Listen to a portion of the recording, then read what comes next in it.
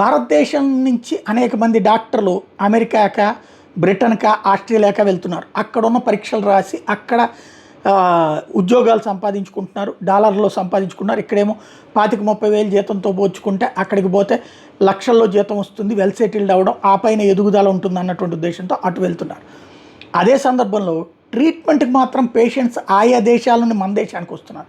ఎందుకంటే చిన్న ఉదాహరణ ఒక మిత్రుడు పెట్టినటువంటిది, న్యూజిలాండ్లో వాళ్ళ ఫ్రెండ్ వైఫ్కి రూట్ కెనాల్ ట్రీట్మెంట్, పళ్ళకి సంబంధించిన ట్రీట్మెంట్కి అడిగితే క్లినిక్ వాళ్ళు $2,500 అడిగారట. ఆవిడ ఇండియాకు వచ్చింది. ఈ మామూలుగా టికెట్లు ముందుగా బుక్ చేసుకుంటే కనుక తక్కువకి వస్తుంది కదా, $900 వచ్చింది. ఇక్కడ ట్రీట్మెంటు $50 అయిపోయింది. హర్యానాలో ట్రీట్మెంట్ తీసుకుంది, చక్కగా వెళ్ళిపోయింది. ఇలాగా విదేశీయులు ట్రీట్మెంట్ల కోసం ఇక్కడికి వస్తున్నారు.